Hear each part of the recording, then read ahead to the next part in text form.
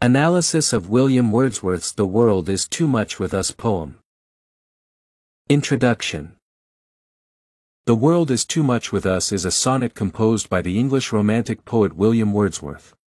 Written in 1802 during the Industrial Revolution, it was first published in 1807 in Wordsworth's collection Poems, in 2 volumes. The poem reflects Wordsworth's perspective on the growing estrangement of humanity from nature, a theme that is central to many of his works. As we delve into the analysis of this piece, we will explore the themes, imagery, and various poetic elements that Wordsworth employs to convey his profound message. Theme. The primary theme of The World is Too Much with Us is the loss of connection between humanity and nature. Wordsworth laments that the world's materialistic pursuits overshadow the simple pleasures and spiritual experiences that nature provides. The poem speaks to the consequences of humanity's preoccupation with wealth and progress, which leads to a spiritual and moral disconnect from the natural world. The opening line, "The world is too much with us," immediately sets a tone of overwhelm and saturation. Wordsworth's use of too much suggests an excess that is daunting and draining, while with us implies an inescapable presence, as if the world's demands are smothering humanity.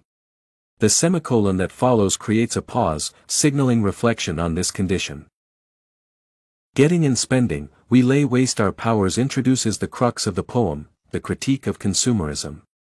The verbs getting and spending encapsulate a never-ending cycle of acquisition and consumption that characterizes the industrialized society. We lay waste our powers implies that the human potential is squandered on such pursuits rather than being directed towards more fulfilling and spiritual endeavors.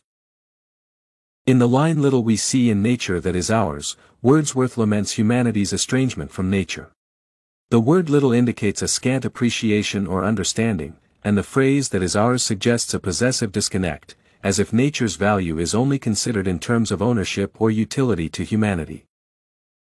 The phrase "we have given our hearts away, a sordid boon," is compelling. Here, Wordsworth criticizes the transactional nature of human relationships with the world. Given our hearts away implies a voluntary surrender of emotional and spiritual connection, while a sordid boon conveys the idea that what is gained in return is cheap and degrading. Structure and form. The poem is a Petrarchan sonnet, also known as an Italian sonnet, which is traditionally composed of 14 lines. It has an octave, the first 8 lines, followed by a sestet, the last 6 lines.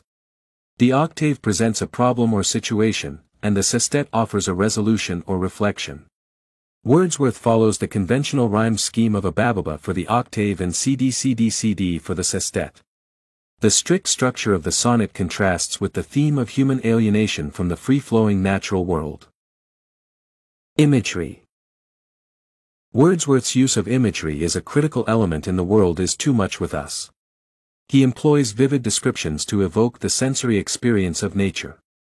For example, the phrase "this sea that bears her bosom to the moon" personifies the sea and gives it a feminine, nurturing quality.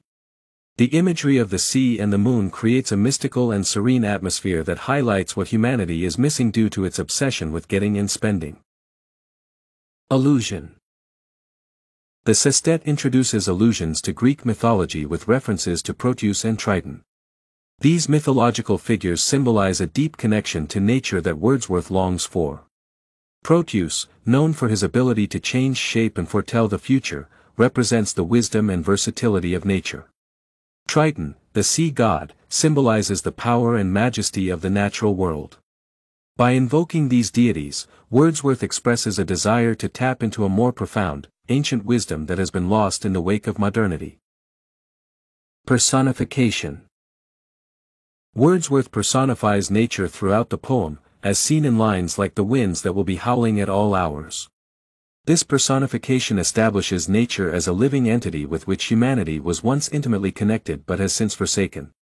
This technique emphasizes the emotional gravity of the disconnection, making the loss feel personal and more profound. Tone and mood. The tone of the poem is one of reproach and melancholy. Wordsworth criticizes humanity for its misplaced priorities and mourns the resulting loss of harmony with nature.